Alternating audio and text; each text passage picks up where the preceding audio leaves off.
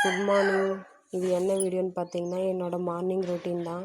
Morning எழுந்திரிச்சி fresh up ஆகிட்டு கொஞ்ச நேரம் தூக்கம் தெரியல, அதனால உட்காந்துட்டு என்ன சமைக்கலான்னு பார்த்தேன்னா, ஒயிட் ரைஸும் பீக்கங்காய் குழம்பும் இது தான் என் மைண்டில் ஓடிச்சு. சரி, அதை சமைக்கலான்னு சொல்லிட்டு ப்ரிப்பேர் பண்ணிட்டேன். எப்படி ப்ரிப்பேர் பண்ணிட்டேன்னா, சாப்பாடு வடிக்கிறதுக்காக அரிசியை ஊற போட்டுட்டு ஒரு 10 நிமிஷம் வெயிட் பண்ணேன். அதுக்கப்புறம் என்ன குழம்பு வைக்கலான்னு சொன்னேன், பீக்கங்காய் குழம்பு வைக்கலான்னு சொல்லியிருந்தேன் இல்லையா, அந்த பீக்கங்காவை தோல் சீவிட்டு கட் பண்ணி ஒரு சைடில் வச்சுட்டேன். அதுக்கப்புறம் பார்த்தா அரிசி நல்லா ஊறிடுச்சு. அதனால் அரிசி வடிக்கிறதுக்காக சாதம் இல்லையா, அதனால் உலை வச்சு ஒரு 10 நிமிஷம் விட்டோம், உலை வந்துருச்சு. அதுக்கப்புறம் பீக்கங்காய் கட் பண்ணி வச்சுட்டேன் இல்லையா, அது கூடவே தக்காளி வெங்காயமும் கூட கட் பண்ணி வச்சுட்டு குழம்பு வைக்கணும்ல, அதனால் எண்ணெய், கடுகு, கருவேப்பிலை இதில் காமிக்கல, ஆனால் கருவேப்பிலை போட்டேன். கருவேப்பிலை இதெல்லாம் போட்டு தீயாமல் வதக்கிட்டு வெங்காயம் தக்காளி கட் பண்ணி சைடில் வச்சுருந்தேன். வெங்காயத்தை எடுத்து போட்டுட்டு ஒரு 2 பிஞ்ச் உப்பு போட்டு வதக்க ஆரம்பிச்சிட்டேன். வதங்கிருச்சு வெங்காயமும்.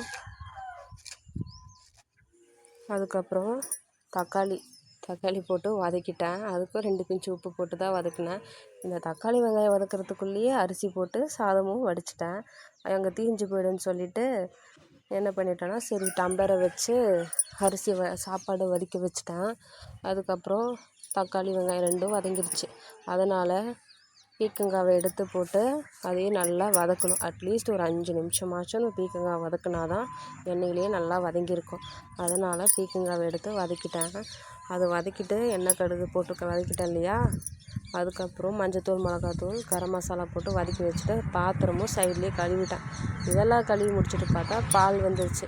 சரி, அந்த பாலை எடுத்து காய வைக்கலான்னு சொல்லிட்டு பால் குண்டாலாம் கழுவி வச்சுட்டு பையனுக்கு சத்து மாவு வீட்லேயே ரெடி பண்ணி வச்சுருந்தேன். அதை எடுத்து அவனுக்கு கிண்டி கொடுத்துடலாம் மார்னிங் பிரேக்ஃபாஸ்ட்டுன்னு சொல்லிவிட்டு அவனும் அழுதுட்டு இருந்தான். சரி, அதனால் அவனுக்கு பிரேக்ஃபாஸ்ட் ஒரு சைடும் பால் ஃபுல் டேக்கு வேணும், அதனால் பால் ஒரு பக்கமும் காய வச்சுருந்தேன். இதுதான் என் மார்னிங் ரொட்டீன். அதுக்கப்புறம் ஒரு 9 மணிக்கு இல்லை 8:45 வரைக்கும் அவ்வளோ நேரத்துக்கு 10 நிமிஷம் ஆற விட்ட சத்து மாவு கஞ்சி எடுத்து அவனுக்கு ஊட்டி விட்டேன். அவனும் சாப்பிட்டுட்டு ஒரு 9:30 சம்திங் அவனும் தூக்கம் வந்துடுச்சுன்னு சொல்லிட்டு அழுதுகிட்டே இருந்தான். எப்படி தூங்கினானே தெரில, தூங்கி எழுந்திரிச்சிட்டான் 1 மணிக்கெல்லாம். இப்படி தான் என்னோடய மார்னிங் ரொட்டீன் போச்சு. எப்படி இருக்குதுன்னு கமெண்ட் பண்ணுங்கள். தேங்க்யூ.